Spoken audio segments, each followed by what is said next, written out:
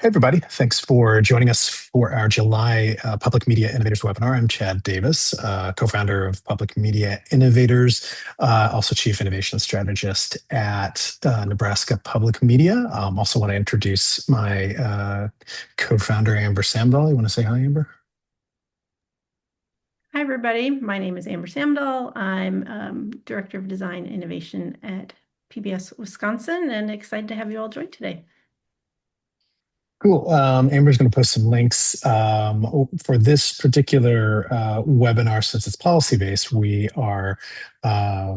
have collected some policies on our Public Media Innovators website, so you can check those out. They're there. We thank everyone who shared theirs with us, so that we could kind of create some resources for you all to draw on as we're doing this particular webinar, and for you to use after the fact. A little bit of housekeeping before we get into this. Next webinar is going to be, I think it's August 20th, third Thursday, as we like to do. We are going to be hosting someone from the think tank New Public. They've recently published a deck that looks at sort of the life of people online after sort of the social feed is supplanted by AI. It's called After the Feed, but they're going to give us a special kind of public media tuned version of that. So should be able to check that out. Amber just put the link in, calling it AI and the Future of Community. So that's coming up next month. Join us for that. And then today is like, we have an embarrassment of riches because at the top of the next hour, PBS is actually doing a webinar on AI policy, and it's coming out of their standards and practices team. So we're going to try to wrap this up just a little bit before the top of the hour so that we can get you all over there. And what we would love to do is a Twitch style raid on the PBS webinar. If you are Twitch people, there's this function where you can actually like send traffic over to a different stream once your stream is done. We can't do that here, and that wouldn't be very public media, even if we could. But we're going to post a link here in a second, and we will encourage you to jump over and do PBS's webinar the top of this. When you get there, tell them Public Media Innovators sent you. We'll put some link in. We'll remind you at the end. But we think this could be the first webinar to webinar raid in public media history. And we love our firsts here at Public Media Innovators. Thanks to Nita for always supporting us in doing these things and crazy ideas like webinar to webinar raids. And thanks to Current, who collaborates with us quarterly on certain webinars. And they came back around for this one on AI policy. We are about to launch a little poll to get you all started by way of a bit of an icebreaker. And while that is going in there, I'm going to toss it over to Mike Jansen, our collaborator over at Current. Mike, over to you.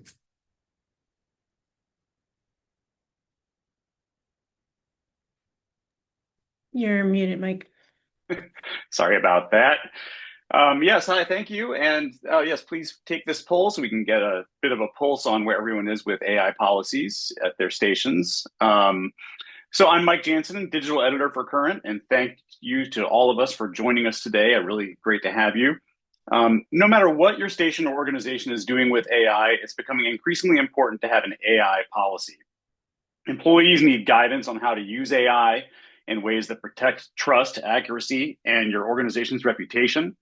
And as media consumers become more wary of low quality AI-generated content, audiences need assurance that the information you're providing has been vetted and shaped by people. Today, we're going to talk with representatives from 3, hopefully 4 stations, if we can get our 4th panelist in here, that have developed policies using very different approaches that reflect where they are in their adoption of AI. Actually, I'm just checking, do we actually have, yes. We're being joined by Drew Brody. Thank you. Glad we have him. All right.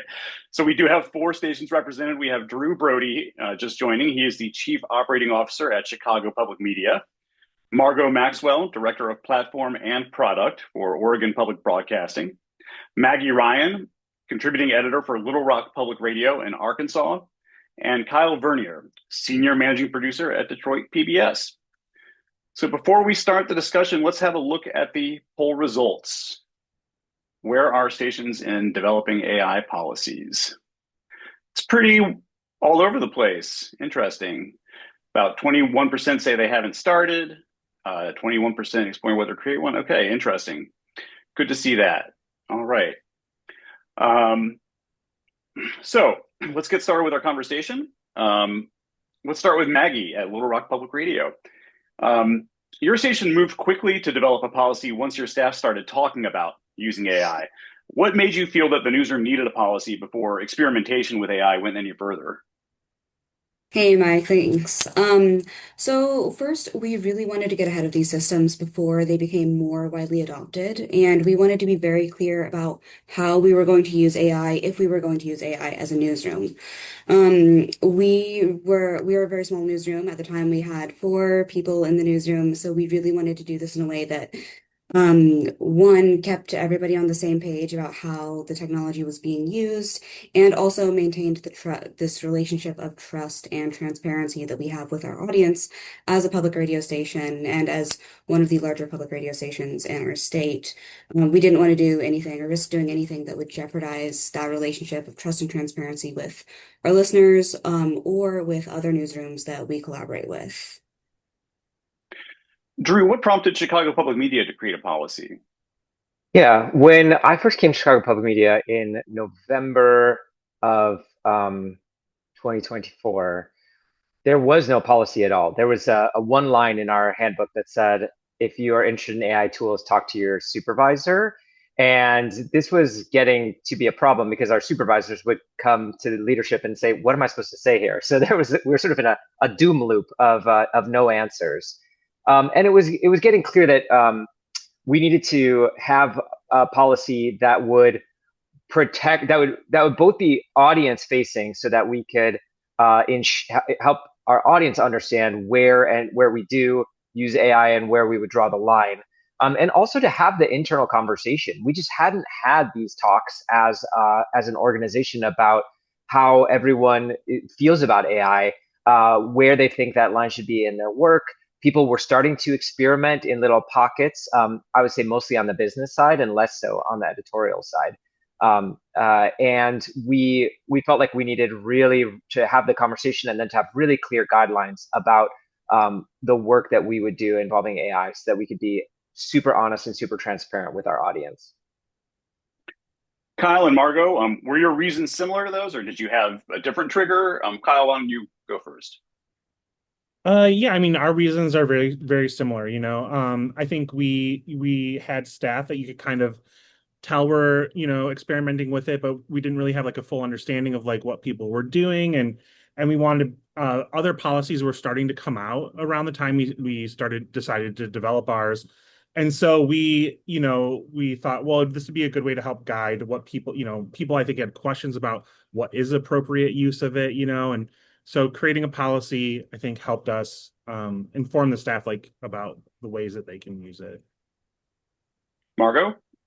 Yeah, first of all, I would say we're in a really early space with this work. And so if that's you, it's okay. And I'm really looking to connect with other folks that are doing this work, especially at sort of more regional organizations.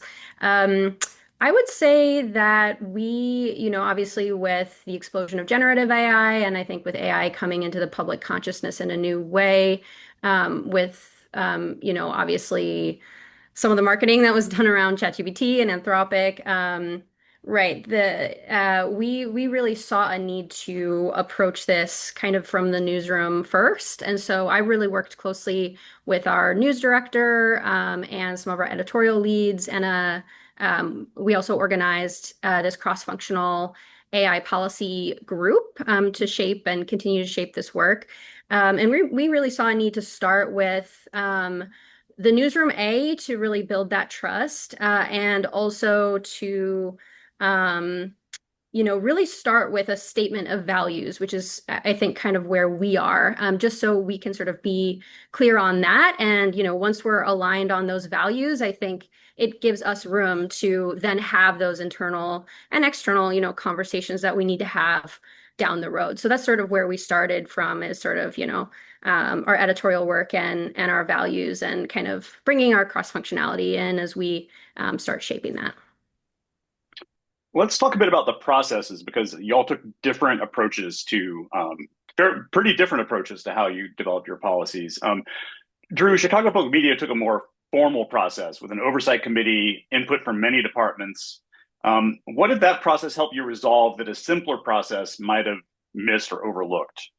It definitely was not a simple process. So, I think we kind of went the opposite of Margaux in some ways, where we started with the cross-department AI oversight committee, where we made sure that we had representation from all different parts of the organization, so that we could look at other policies that existed, so that we could do some research on the technology itself, and that we could start from the place of audience trust and have really broad discussions of where we think it's important, what the guardrails are, to be transparent with our audience, so that we know, okay, this is beyond this, we're going to have issues with our audience trust.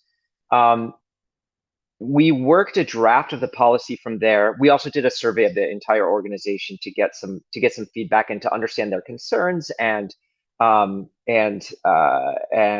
some initial feedback.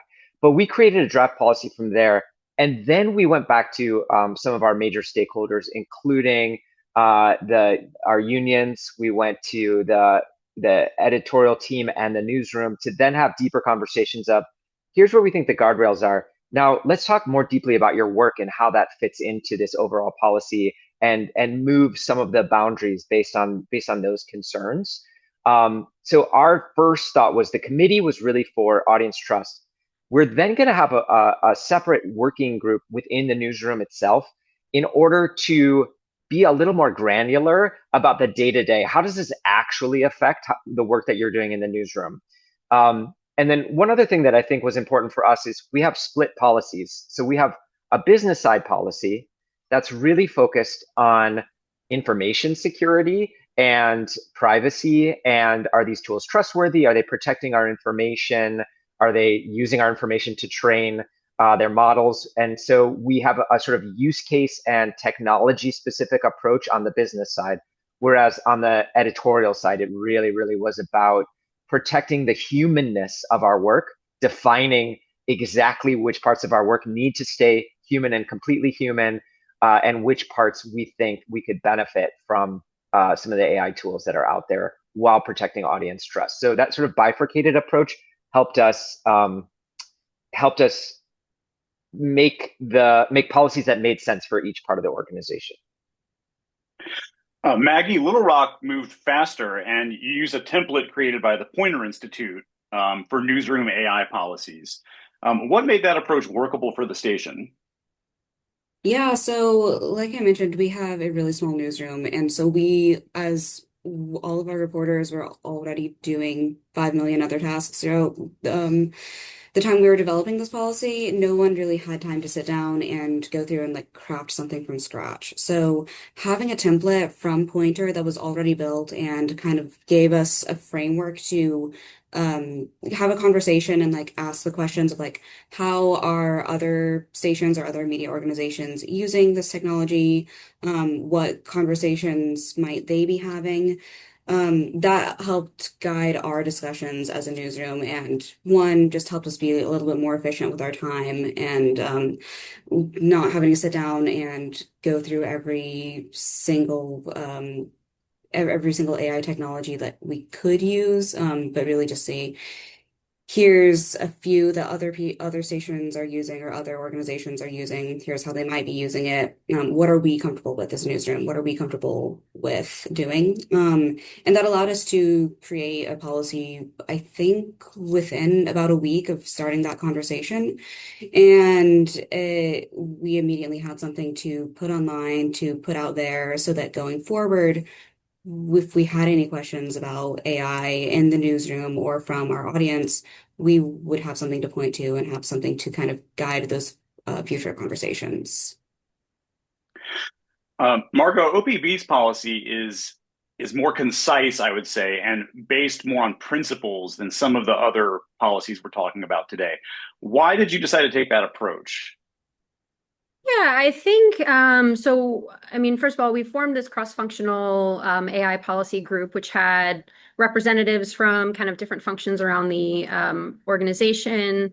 And I think that was a really important space just to be able to discuss kind of what our values are around this technology. And I think I think our feeling was until we kind of have those values hashed out, we can't really have conversations about anything else. I also think that, we're a sort of a mid-size sort of to larger organization. There's a lot to move through. And as we move through the organization and have these conversations, which is sort of the next planned approach that we have a working group with myself, a couple of editorial leads, and our head of technology to kind of like move through the organization now that we have these values out there and try to have some of these more specific conversations and around what we're doing and what we're not. And, different, there's also a range of feelings, out there about AI. And I think, stating our values really builds a foundation of trust as we move through the organization and we have these conversations, things like transparency, things like being people first, right? When we're talking about something that can be sensitive, my view is that that trust is really foundational, and having those values in front of people just helps facilitate those conversations. Yeah, definitely. Kyle, Detroit spent about a year developing its policy, and at the end, you had staff sign the policy. Why did you want that level of involvement and internal review in the process? Yeah, I mean, I think our goal was just to try to get it right. Our process is pretty similar to the one that Drew explained. We and also Margaux, we formed a small group of people. And I think really our first step was to get an understanding of AI. None of us were AI experts per se, just people who maybe had interest. And so we really spent a lot of time like attending webinars, reading other policies that were out there at the time. A lot of organizations were releasing policies, including Nebraska, Connecticut. The New York Times policy had recently come out. So we read a lot of other policies. Like I said, we attended a lot of webinars, went to summits and things like that, and then also met internally, with departments to see how they were using, how their individual staff members were already using AI, within the company, and then also get their feelings about how it worked. And then we took those things through various, levels of leadership meetings, a meeting with our leadership team, a meeting with our management team, discussing it with all of our staff, and all with the goal of just making sure that we were, landing on a policy that we all felt like we could stand behind, that was, understood, that presented the guide rails that were genuinely useful for our staff. They weren't just, it wasn't just a bunch of rules that you would read and then forget. They were things that you could, think about them and understand, like, oh, like I can use AI this way or I can't. And we really just wanted to get it right and make sure it was presenting the best policy for our station and for our viewership. Sure. I want to talk now about some of the specifics in your policies. And Kyle, let's stay with you. Detroit drew one of the clearest lines against using AI in the policies that we're talking about to generate or develop editorial content. For example, it bars using AI even to generate content ideas. Why was that approach right for Detroit and some of the other provisions that you made about how it can and can't be used? Yeah, so specifically talking about like the idea generation thing, we, between our community advisory panels, our board, and our staff, we have more than enough ideas, more ideas than we can possibly execute in a given amount of time. So we don't really need like AI to help us find what our audience needs. Our audience is telling us what they want to see. And so that's, really important to us.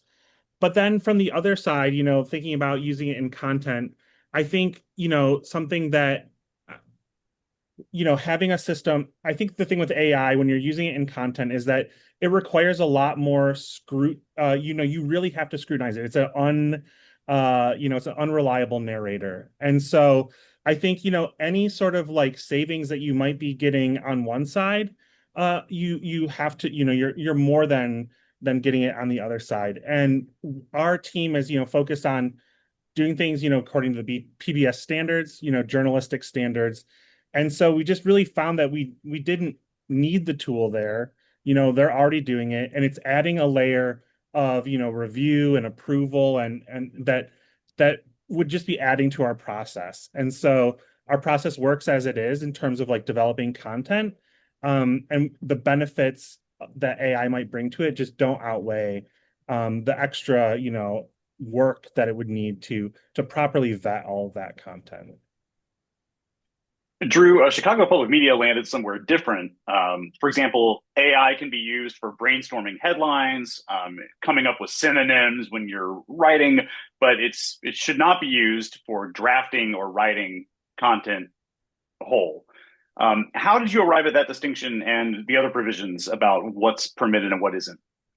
Yeah, so first I want to caveat that by saying that any editorial workflow, any use of it has to be approved by an editor or a manager. So even if it's allowed in the company policy, it would still need to be approved for an individual person. So and the reason I mention this is because maybe someone who's newer to the organization or a junior reporter, we might say actually this is actually not right for you to be using the technology in this way. It's really important for your development and for your work here, for you to be doing this work. But for someone who's been around for a while, who already has the development, who understands what a good headline might be and how to use the ideas. I think to Kyle's point, to make sure that we don't have too much on the other side of reviewing the work and making sure that it was 100% in line with the rest of our standards. I think a lot of editors are making the choice that they don't want to develop new talent that way, but that for people that are more developed, there's more flexibility. We wanted to create some room for the remarkable technology that AI brings to the table, especially in terms of brainstorming and idea generation. And I sort of hear what you're saying, Kyle, but I think I personally disagree. I think one of the most amazing things about AI is that it can be someone you have a conversation with, and just having that conversation can help you generate ideas on your own as well. So we wanted to leave room for those aspects of the technology while stopping short of writing drafts or actually writing content, even though you might say it's a distinction without a difference to say like brainstorming versus writing. But our staff found that there really is a difference, especially in the mindset here of what its core use is. Maggie, Little Rock also barred some uses. New staff can't use AI for copy editing, for example, and interns can't use it at all. What risks were you trying to avoid with those guardrails? Yeah, so a few reasons for the copy editing aspect of this. One, as a newsroom, we were really uncomfortable with the idea of putting our work and our reporting into a generative AI system where we may or may not be able to control what the AI does with that information, especially starting out with not many people in the newsroom understanding fully how this technology works. And there's been a lot of concern of how sensitive information and like sensitive stories or sources could be stored or used. So we decided we'd rather err on the side of being really cautious.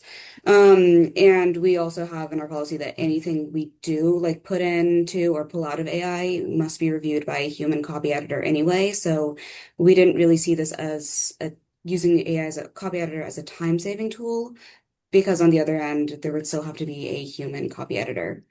And then with the interns, a lot of the interns that we've had so far have either never worked in a newsroom before or have been pretty fresh to writing to journalism, to writing for a newsroom. So we wanted to give them the chance to develop their own skills without using AI as a crutch or without becoming reliant on it.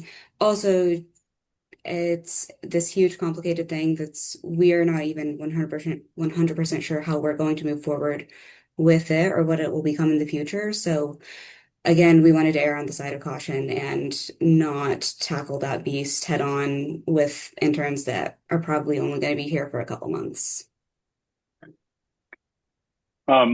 Let's talk a little about policies where you try to take into account the concerns of staff about AI kind of encroaching on their territory. Margaux, OPB's policy says AI will not be used to reduce staffing or replace journalists. Why was it important to you to have that stated so clearly? Yeah, I think because there's a lot of fear around AI, and I think that stems from a lot of places, but I think one major area where it stems from is, AI is going to take my job, right? And if, that fear is sort of dominating the conversation, it really shuts down any room for innovation or adoption, right? And so, I think both as a signal to our staff, hey, these are not our values around this technology. Your job is not at risk. I think it helps sort of, again, build that trust to be able to have those conversations as we go into these really sensitive specifics that we're about to enter into. And so there's that. And then I also think, it's important to signal that to the public as well and make sure that they understand that when they support us, they're not supporting us for, cutting a bunch of jobs and livelihoods and replacing those folks with robots. And so, and I think it also plays into some of the, human accountability pieces, right? That ultimately, we have human beings that are accountable for every way that we use this technology. So I think from a sort of a values perspective, both internally and externally, and then also just, again, that foundation on which we can now have these kind of more weedsy, tricky conversations. Drew, at Chicago Public Media, how did staff concerns about what work should remain human shape CPM's policy? I mean, the good news was there wasn't a ton of arguing about, in general, that our work, editorial work, should remain human generated, and that we have no interest in creating work that doesn't originate from a human. So there wasn't really anyone on the other side of that argument, which is fortunate, I guess. So then the discussions were really around the edges, like where exactly is that edge? And we also said we also don't allow any of the editing or the editorial work to happen with AI, and decided that that's important to stay fully human as well. There's edge cases that we have, like we have some Spanish translation work, and so we had discussions like, okay, if we could use this technology in order to increase the amount of Spanish language material that we create by doing first pass translations, this is work that we would not otherwise be doing, but it meets our mission. Should we do that? And so those are the types of discussions that we were having, which are sort of second level discussions. Let's look a little bit at disclosure and the guidelines around when you disclose use of AI. Has your organization disclosed AI use to the audience yet? And if so, what does that look like? Kyle, let's start with you. Yeah, I mean, so because we don't use it in content, we have not had a public disclosure yet of any sort like that, because we haven't used it to generate any content at all. So it's not something that we talked about it as during our year-long process of developing the policy, but because of where we landed with our pretty like you said, hard line about using generative AI in content. We just haven't felt that we needed to, dive too deep into that part of it yet. So yeah, that's where we're at with that. Yeah, Maggie, have you guys had to disclose anything? We're in a similar place as Kyle. We have the policy and we have guidelines for how we would disclose, like something like translation or transcription, or significant reporting that's used, that comes out of using a reporter using AI for some reason. But it's still, we still only have like one or two people in our newsroom that are really experimenting with it, and so far that hasn't led to any significant um, that hasn't led to anything that we felt was needed to disclose to our membership. Gotcha. Drew, what about at Chicago? Yeah, we similarly have our editorial use of AI policy public on our website. And as long as work is done within those confines, we're not then doing an additional disclosure. We do require disclosure, similar to what Maggie said, if AI was used in any significant way in the actual reporting, especially if there was anything that would be unverifiable in any way that was we're just taking it from the AI. The only place where we have a disclosure on our website is in the Spanish language content. If a first pass translation was done and it says this was from a translation done by an AI tool and edited by a human, because it's for those audience trust reasons. Like we really do want to say if any writing whatsoever is being done with AI, we're going to disclose it, and that translation, while it's not original writing, felt like it was on that side where we needed to disclose it. And Margaux? Yeah, again, because of where we are with this kind of early phase of like this value statement, we haven't really, I mean, we're not currently using generative AI and anything that is public facing, and we're not even really using it internally either. We have an internal tool as part of Microsoft Copilot, which is kind of already part of our package, just to get folks familiar and comfortable with AI tools, and so no, because we're not using it quite yet. We're still figuring out how, we want that to show up in our work. We are not at the place of disclosure. I will say that we are talking about, whether and how we would promote this public AI policy now that we have it. And so I'd definitely love to partner up with other folks that are kind of thinking about that thoughtfully, especially, that tandem between transparency, which we do value and is in our statement here, and then community trust and sort of how to facilitate those conversations. So if you are someone who is thinking about promoting your public-facing AI policy within the community and you want to chat, please reach out. All right.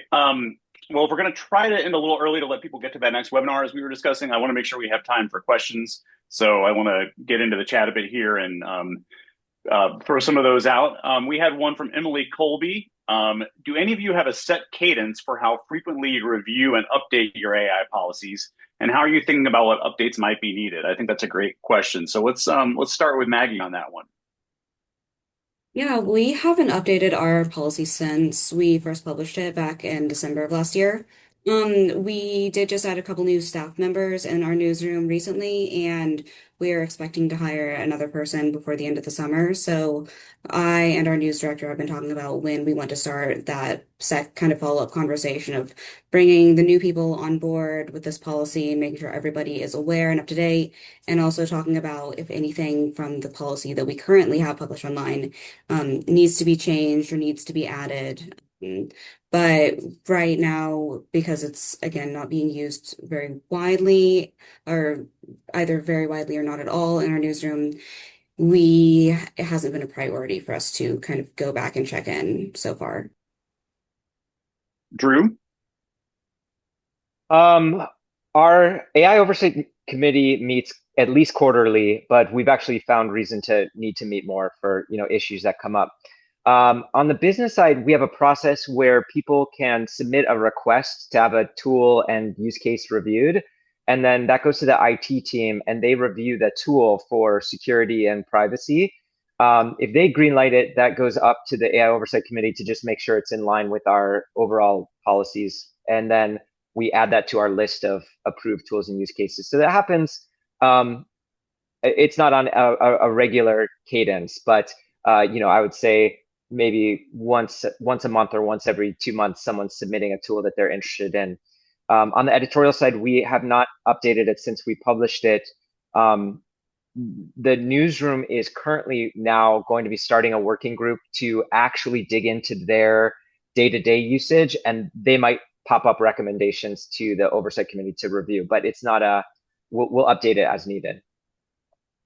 Kyle? Yeah, I mean, so we just implemented every at least twice a year gathering of our AI group to review the policy and talk about tools and if we feel like the policy needs to be updated. So that's going to happen at least twice a year. But likely, like Drew said, I think we will be finding needs to meet more frequently than that to review as things change. The technology is changing so quickly that you really do feel like you have to kind of stay on top of it to make sure that everything, all the cases that people might have are getting there's a part of the policy that talks to it, so yeah. Margaux?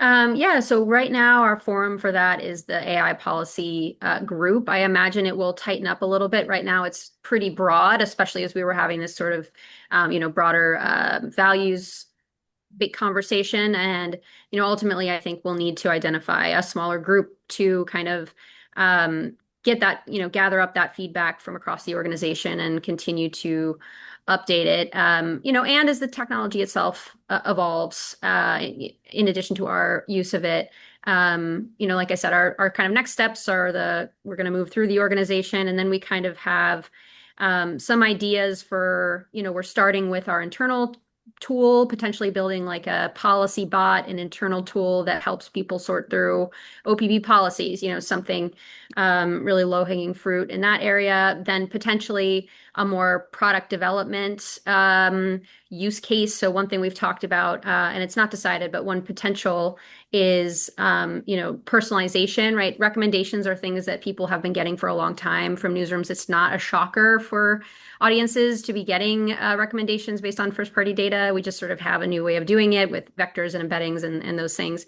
So potentially some kind of like personalization or sort of like related, if you enjoyed this, here are some other things you might enjoy. Again, we're still in the very early stages of exploring whether or not that is something we want to do. And then potentially some kind of newsroom tool around covering, government meetings. So as we sort of move through the organization and we decide how we want to sort of inch closer to a newsroom tool, maybe we'll sort of leaning on that, both the policy group and then the organizational feedback and the mechanisms to sort of work with teams and gather that feedback as we make these decisions. All right, I have another question in the chat from Naomi Starobin. Are any of you at a university licensee station, and what's the impact on your AI policy and work? I think of the four of you, the only one that would fall into that camp is Maggie, right, at Little Rock Public Radio?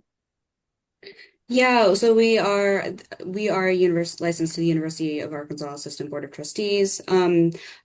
That hasn't really had an impact on either our development of the policy. This came up through our newsroom wanting to implement policy and have something online for our listeners, for our audience. And we haven't heard anything from the university leadership about it so far. All right. Let me see. We have another good question here from Emily Colby. Hey, and I hey, know that Mike. actually, yeah, I'm sorry. Amber Go is ahead. Amber's at university licensee, as am I, Oh, but I responded in the chat. Amber maybe could speak to some of that question as well. Oh, yeah, go ahead. sure. Sorry, Mike. Yeah, I think it's a really No good worries. question. I will say, so we're part of UW-Madison, and one of the things that I've noticed is different in how we've approached our AI policies. UW has very strict like cybersecurity rules that cover AI tools. They have a list of approved, like already integrated into our software tools. AI tools like we're all in Gemini. We have access to Zoom AI companion, things like that. So we were actually able to build our policy in Wisconsin on kind of the foundation that the UW already had, which actually helped us in the, I would say, in the cybersecurity space in particular, because they already had that there for us to build upon. So we really focused on what uniquely public media was bringing in addition to all those based AI rules. All right, thank you.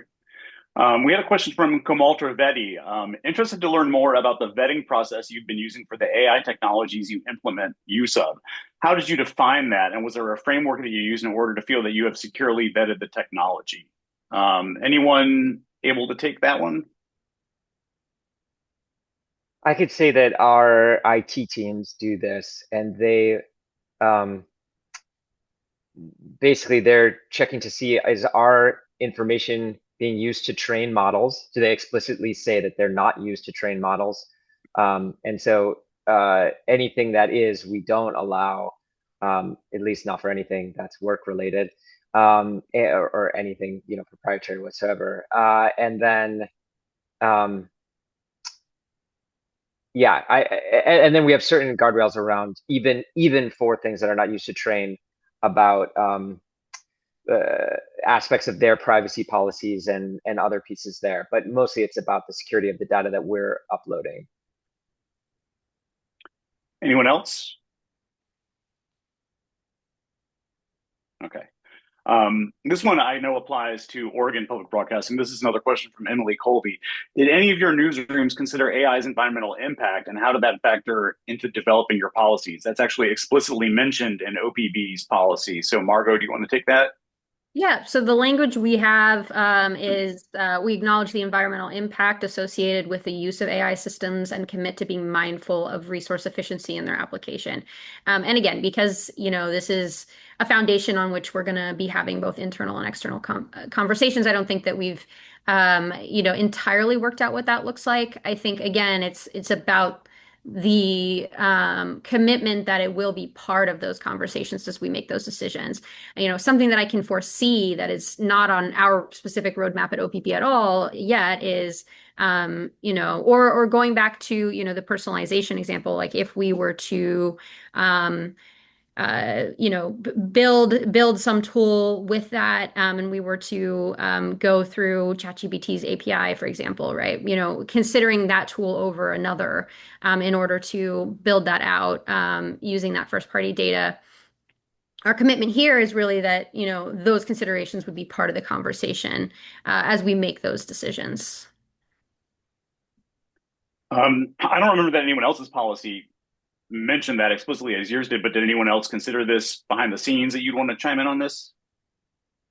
Yeah, for PBS, we have an environmental news program, Great Lakes Now, and they cover data centers, and so this was part of the conversation that we had, but because we don't allow in content, we don't allow generative AI for the creation of video or audio or images, some of the really heavy uses. We didn't feel like it needed to be explicitly spelled out in the policy. But these are conversations that we had with the people on that team and our content team in general. Drew, did you want to say something? Yeah, I can say for sure that this is on people's minds. This was from a values perspective, very important to a lot of people in the organization. We had a lot of conversations about this, and we studied a bit what our actual contribution would be from the uses that we were contemplating, and it's negligible from an individual organization standpoint. So it's less about what we would be contributing to the environmental impact, and then more about the values of the impact of the industry as a whole. We don't make a ton of other decisions that way, whether to serve meat at company lunches and things like that, so we just decided that our role is to report on these things, to investigate, and to make sure that we are covering the overall industry environmental impact, but that we weren't going to and we would be mindful about the usages, for example, where we could set up local tools that could potentially save our usage there. We would do that, but otherwise we were thinking that our role is really to be the investigators and the reporting on the overall impact there.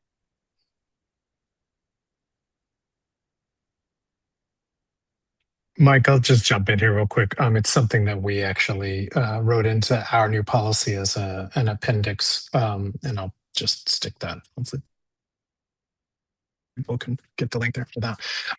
that's Appendix B. Where we're kind of coming down on that is to encourage people to start thinking about AI tools the way they would a ream of paper or a gallon of gas, to kind of begin to apply more of a scarcity mindset to it, because it's been pitched to everybody for 3 years as like, here is this limitless technology, and people are just doing what they call slot machine prompts, where they just throwing things in. They don't like it, just hit the button again, just hit the button again. Each time you hit one of those buttons, it has an environmental impact. And so we want to change the thinking around it so that people are conscious. And it kind of builds a little bit off what Margaux was saying of, use the right tool for the job. Like, you don't have to use the big frontier models for every single thing you do. Someone jokingly said on Twitter at some point, you don't need God to write your emails for you. There are better tools. So try to use the one that is appropriate to the task that you're trying to do. And then be aware, if you're going to generate video, that's going to have a much bigger environmental impact than generating text or something along those lines. We had a question from Tim Olson regarding images such as creation or augmentation. What are some of the most thoughtful policy language folks have seen? Kyle, why don't you take that, since you're at a TV station? Yeah, I mean, this is complicated because we don't allow that. And so I would say that, like, a really good resource for this is the PBS editorial standards. So we had conversations with Talia Rosen on the PBS standards and practices team about this. The standards in themselves don't prohibit the creation of images or sound, but there's so much concern about the way that you're representing reality, or that you may be representing or augmenting reality, that it makes it very difficult to you just have to be very, very conscious of the way that you're using those tools to make that kind of content. And like I said, for us, it just was too much to monitor all of that. But I think that there are PBS, they obviously get documentaries that use that content. They're reviewing it, they're having conversations with the producers.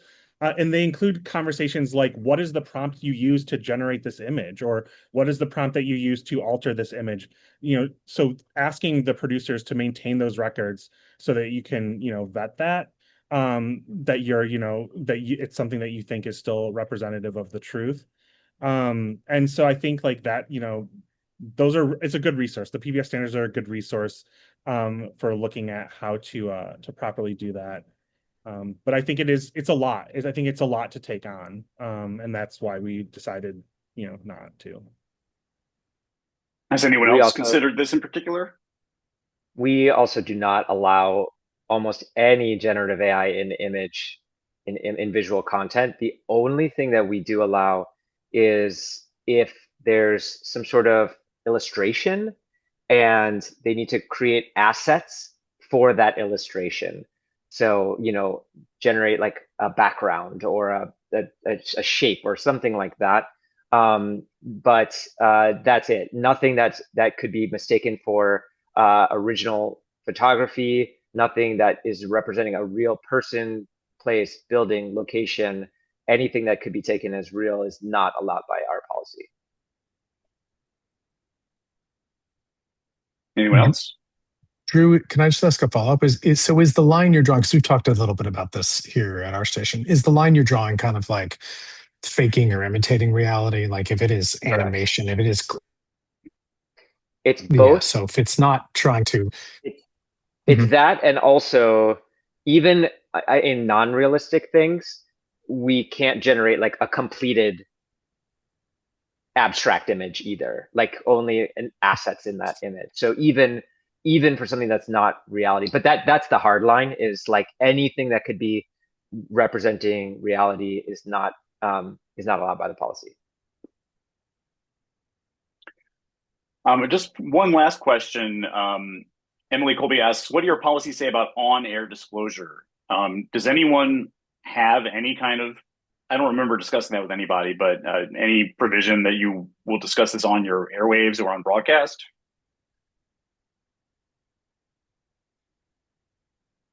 We haven't had a Okay. need yet, so we would Yeah, if there was ever any involvement in that, but that has not come up for us.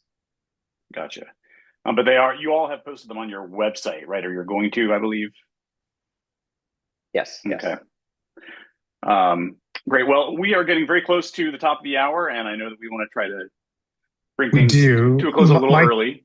could we grab Rima's question real quick? She has a good one, as she Certainly, go often ahead. does.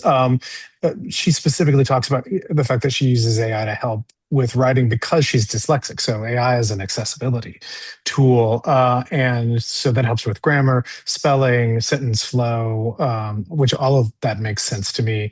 Her question is, how is this handled in AI policies? I know with ours.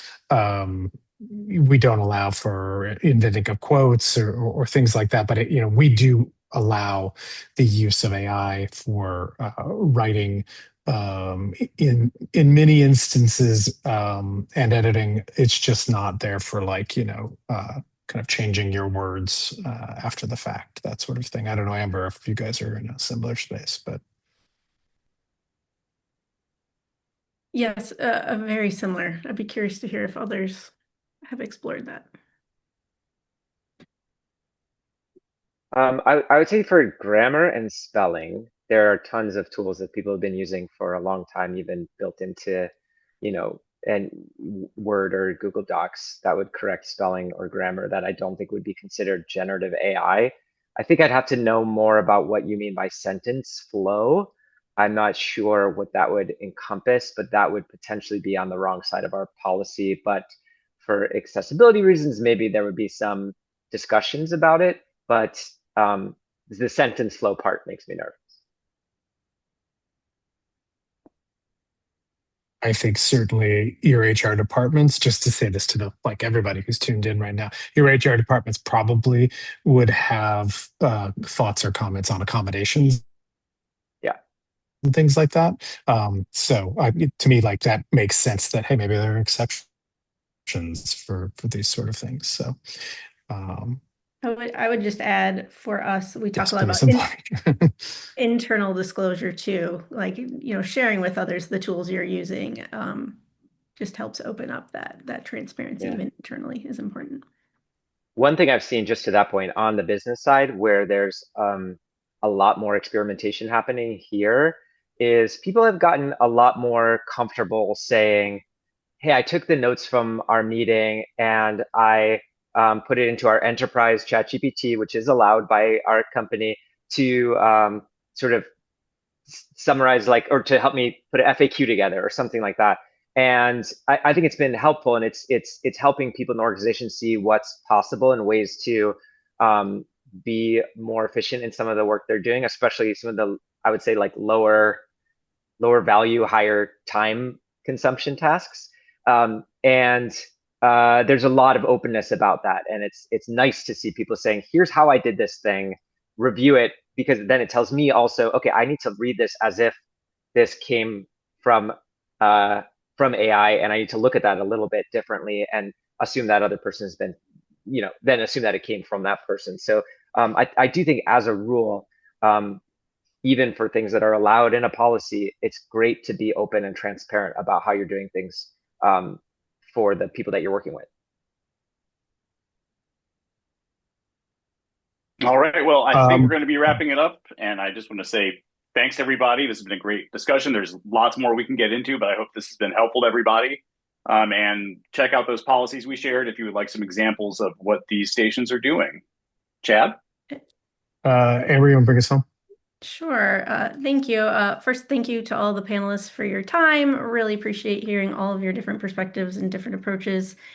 Before we wrap, I do want to again put a plug for that resources page. Not only will you find all of the policies that were shared here today, there's also an invitation for you all as attendees to share your policies, and we'll get them posted on there as well. We're also in the process of collecting AI use case examples from across public media system. We're just at the early beginnings of that, sharing what we have collected through our webinars. So we have about 50 odd examples in there, but again, there's a form on the page or reach out. We'd love to collect and share all these examples across the system. So invite you all to check that out, and also put in a link for our August webinar as well. Yeah, and Current is always looking for people to share their examples of how they're using AI. So if you have ideas, just send us an email or contact us through our website, and we'd love to hear what you're up to. Sounds great. Thank you, everybody.